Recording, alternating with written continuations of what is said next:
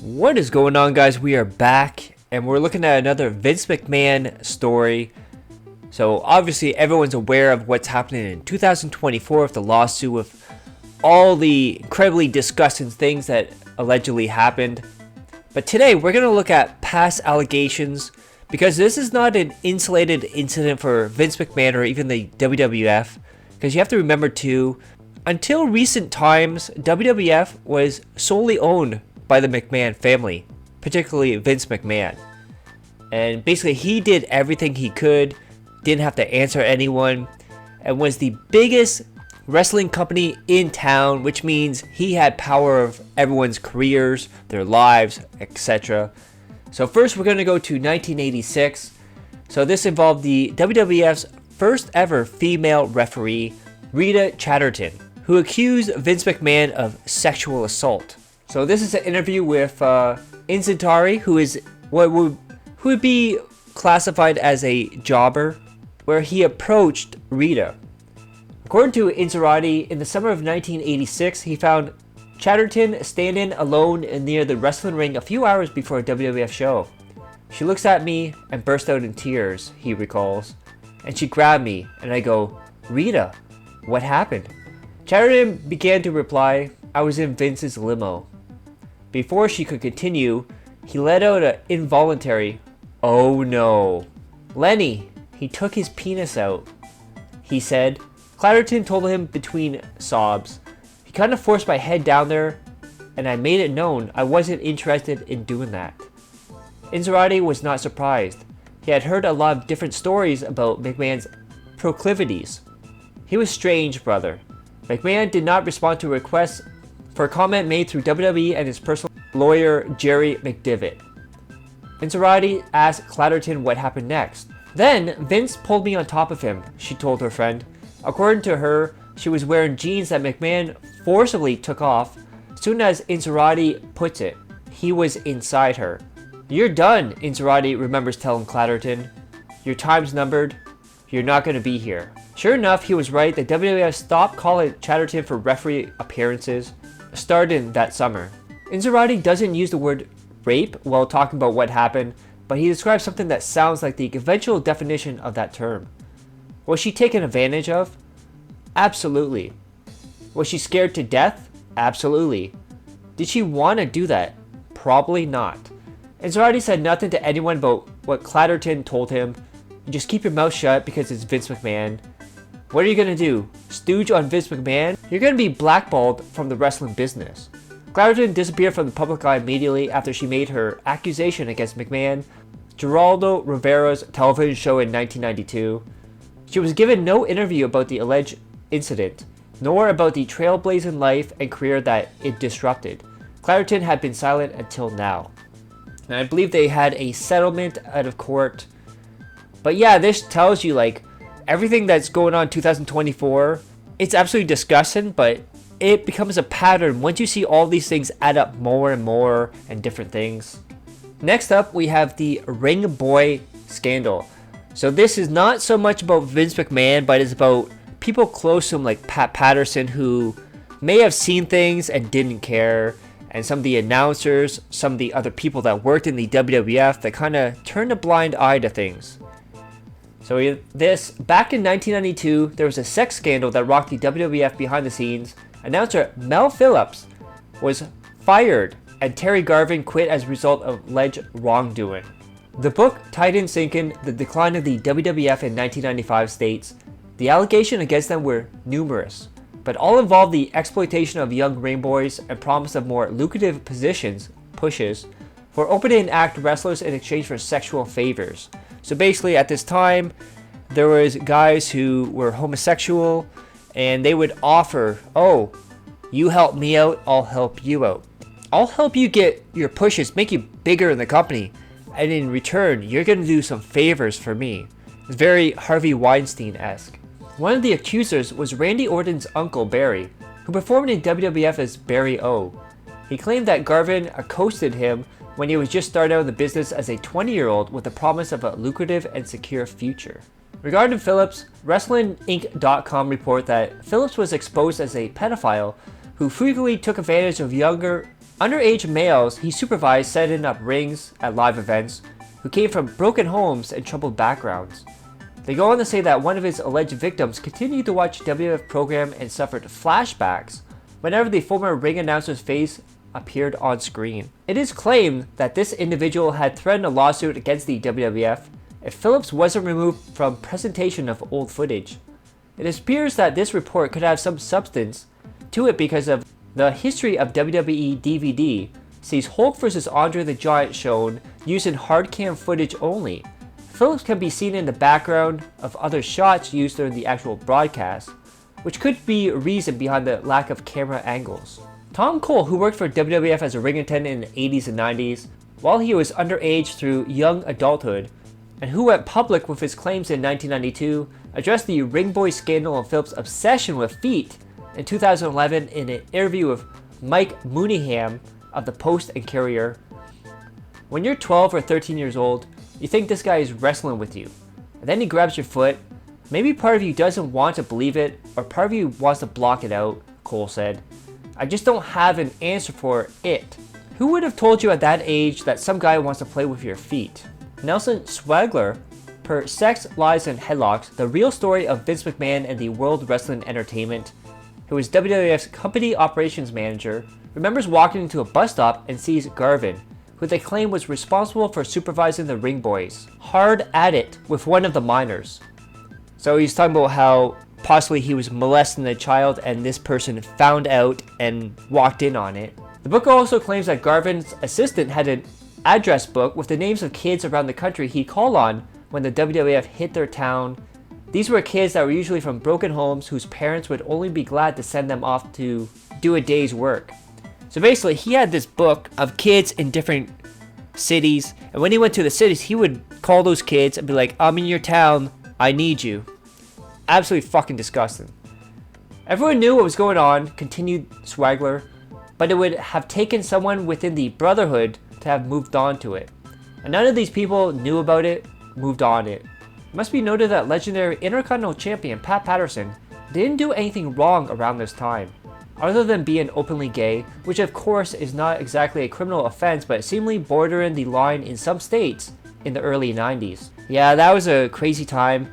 There was, in some countries and some states, there were laws against gay people. Patterson was tarred with the same brush as the other accused, partly due to his well-known friendship with Garvin, but also because he never made the secret of his homosexual lifestyle.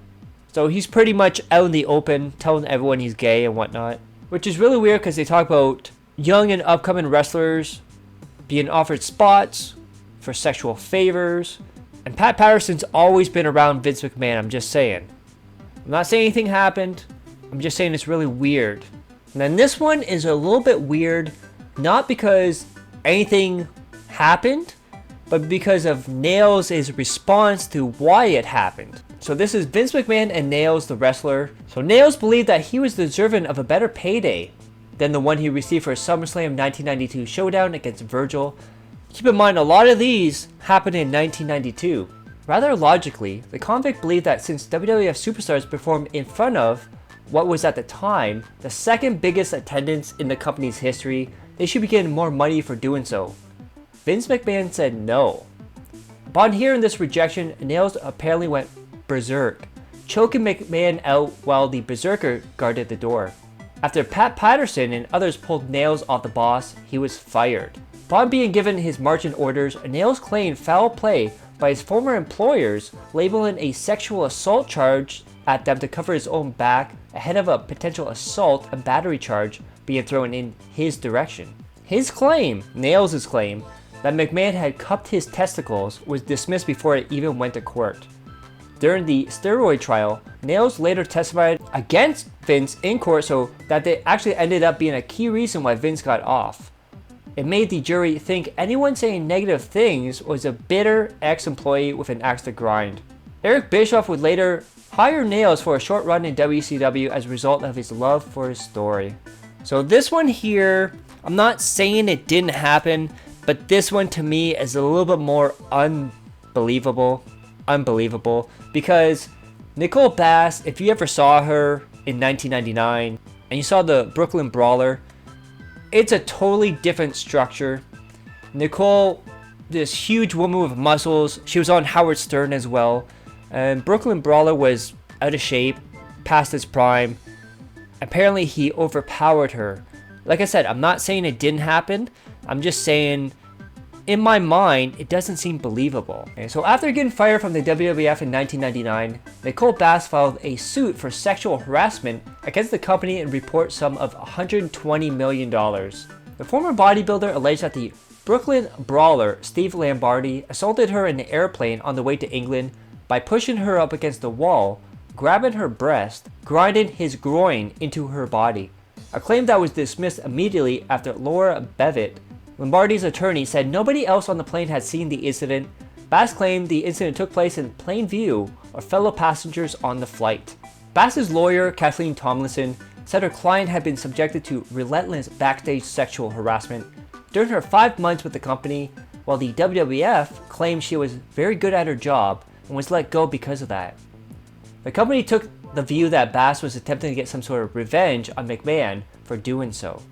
To me, when I watched Nicole Bass back in the day, it was very green, very stiff, and she didn't really move that great in the ring. This to me, in this scenario, seems like a bitter employee. $120 million, the Brooklyn Brawler overpowered you. Like I said, I'm not saying it didn't happen, but it seems unbelievable. WWE lawyer Jerry McDevitt flat out said that Bass only knew one move, the chokeslam. You have to be good, you're competing against the best of the best. Miss Bass wasn't good enough, and that's what the lawsuit is about. Vince McMahon, who took the stand for 2 hours, no less, backed up McDevitt by saying, "You're just trying to throw dirt against the wall, trying to make something stick. She just didn't have the coordination to develop her skills." And that's what I'm talking about with, she looked very green, very stiff, she didn't really know how to move in the ring. Vince also added that he had high hopes for Bass, but he was forced to fire her because she had 2 left feet. To prove this, the defense showed tapes of Bass in the ring just to prove how bad she was. In a repost, Rita Sable Marrow testified, claiming Vince broke his promise to her to play the role of a classy and intellectual woman, as well as other points that are discussed in the next entry on this list. Ivory and Jackie Moore also stood, but denied that there were any locker room problems or that they've ever seen any incidents of sexual harassment in the WWF. Around a month after the lawsuit began, it was thrown out. The jury decided that Bass was not sexually harassed during her time working for WWF and awarded no damages. So that brings us into Sable's lawsuit against the WWF. The following excerpt is taken from the court documents of the $140 million per June 14, 1999 Wrestling Observer newsletter. Lawsuit from Rita Sable Marrow to the WWF in 1999. Men would routinely walk into the women's dressing room as if by accident. Men would cut holes in the walls to watch the women dress. And is that like, what was that movie, Porky's? With the gym teacher? Extras were hired as WWF regulars to expose their breast. Big nipple contests were engaged in. Men regularly bragged about their sexual encounters without regard to the women present. WWF produced catalogs and t-shirts depicting Miss Marrow in a degrading fashion offering sexual favors. Miss Marrow was requested to display affection to women to promote a lesbian angle. I believe that was with Tori Wilson. No, that happened after. So she went through this lawsuit, complained about that, but then came back later on in the 2000s and did that angle. Miss Marrow was asked to have her gown ripped off repeatedly, notwithstanding promises to the contrary, and plaintiff was asked to expose her breast by mistake on national television during a wrestling contest. Remember too, this is also around the Attitude Era time with the Vince Russo script. The lawsuit charged that the professional wrestling at the time had become obscene, titillating, vulgar, and unsafe. Sable claimed that she was lied to in negotiations because the company had no intention of forcing its drug policy. Contrary to what she was promised, they didn't limit her appearances or allow her to develop an acting career. And due to this, claimed losses exceeding $10 million. She claimed the contract breach for the company not reporting her merchandise numbers accurately, and asked for a full accounting and damages to be determined. She also asked for another $10 million in damages for certain remarks made during the broadcast, which violate her agreement. A further $10 million was asked for what she described as an unsafe working environment, which led to infliction of emotional distress, causing her to suffer damages of $10 million. Finally, she appeared for a further $10 million for damages suffered as a result of WWF violating the Connecticut Unfair Trade Practices Act. The lawsuit was met with damnation by some at the time, as Sable, who entered the business as a non-wrestler, benefited more than most of the result of the Attitude Era, and all stood for it. After all, Sable posed for Playboy, so any suggestions that WWF were exploiting her body could be seen as slightly hypocritical. The lawsuit was reportedly settled a couple of months later for a lot less than the proposed $140 million. So this was in 1999, and then in the early 2000s she came back, did a lesbian angle with Tori Wilson. I believe she posed for Playboy again, and then she played Vince McMahon's mistress on TV. She did a lot of sexual stuff on TV after this lawsuit too. But it is also around the time she met her future husband, Brock Lesnar. They got together, and then it's funny because after they got together, I believe she left the company. And then Brock and Vince got close, which leads into 2024 lawsuit where, as part of negotiations for him coming back from UFC, that woman Jeanette was part of the deal. He would get to do stuff with her, and Brock would get videos of her urinating, which he would then in response call her a bitch. And then we get into the hush money payments. This Vince McMahon, kingpin of WWE, currently under investigation by the company's board of directors, has been slammed by the Wall Street Journal. So this is before he sold the WWE to TKO, and this is the first time he stepped down. The longtime CEO and chairman, who stepped down in June, has paid 4 women at least $12 million total over the past 16 years to hide numerous allegations of sexual misconduct, Wall Street Journal reported. In 2006, McMahon paid $1 million to a former 10-year WWE manager who alleged they were initiated into a sexual relationship with her. In 2008, McMahon paid roughly $1 million to a WWE contractor who presented the company with unsolicited nudes of Mr. McMahon. She reported receiving from him and alleged that he had sexually harassed her on the job. In 2018, McMahon paid $7.5 million to a former wrestler who alleged McMahon coerced her into giving him oral sex and then demoted her, and ultimately declined to renew her contract in 2005 after she resisted further sexual encounters, which that one we will get into in just a bit. All these payments are on top of the secret $3 million settlement with a former employee that was reported last month. The separation agreement, which was signed in January, prevents the woman, a paralegal hired in 2019, from discussing her relationship with McMahon or making disparaging comments about him. I believe that is the Janelle Grant person, the one that's currently in the news right now. Wall Street Journal reported the WWE's board of directors launched an investigation in April, uncovering other non-disclosure agreements over the years involving misconduct claims from former employees against McMahon and John Laurinaitis, head of talent relations, Wall Street Journal reported. Also, keep in mind too, he's also currently under investigation by the US government, and he even had his house raided for documents and other stuff, which is probably related to this one. And also, it was found out that a lot of these NDAs were signed without the WWE's knowledge. And also, McMahon had them drawn up himself, which might not make some of them legal too. The board learned of the secret agreement via a series of anonymous emails started on March 30th, sent from someone who said the paralegal was a friend, Wall Street Journal reported. The first email alleged that McMahon hired the woman at a salary of $100,000, but increased it to $200,000 after beginning a sexual relationship with her. Now, from what I know from the current 2024 lawsuit, is that Janelle had her parents die, they passed away, and she was freaking out, she didn't have a job or anything.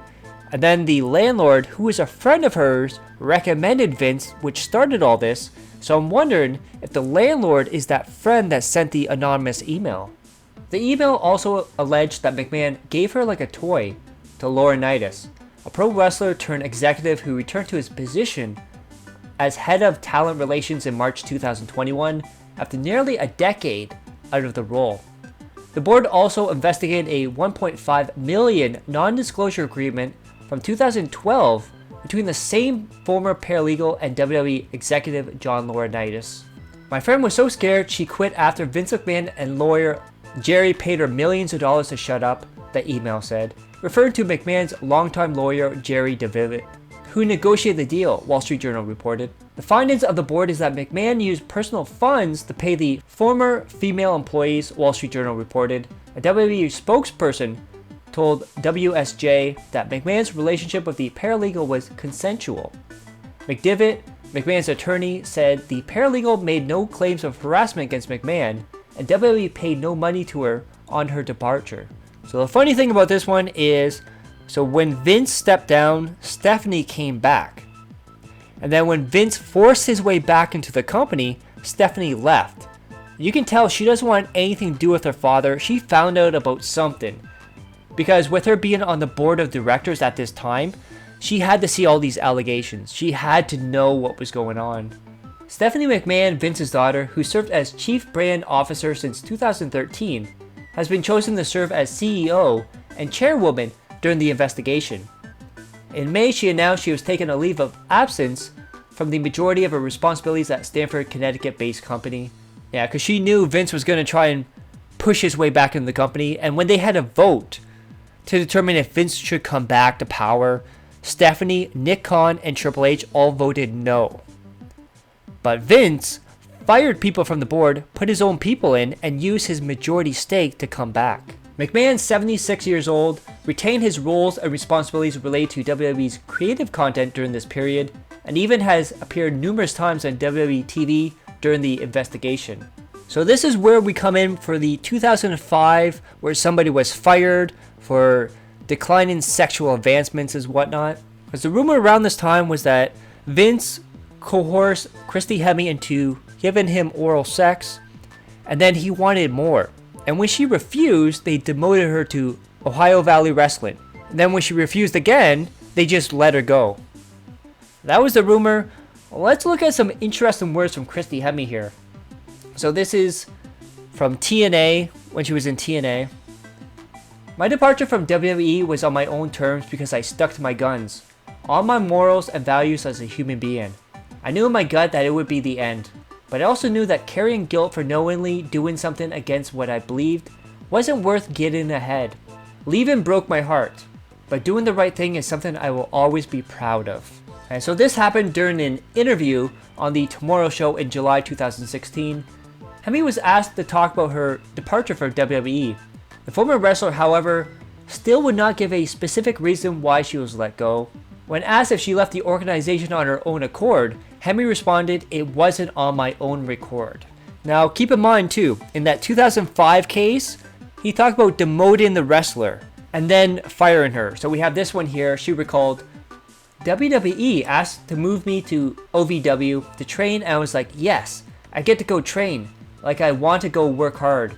I was really excited, and then when I got there, I was there for maybe a week. Then I got the call that I was released and was heartbroken, crushed. So with the demotion and being released and the time period, this all leads up to Christy Hemme. Like, it points right to her. Even when she says, I'm not going to compromise my morals, I'm not going to do this or that, it looks a lot like Christy Hemme. When asked why she was released, Hemme said, "There's stuff I just don't need to get into, but I've said before, I'm a strong woman that lives by my morals. If you ask me to do something that's not within my morals, I will say no.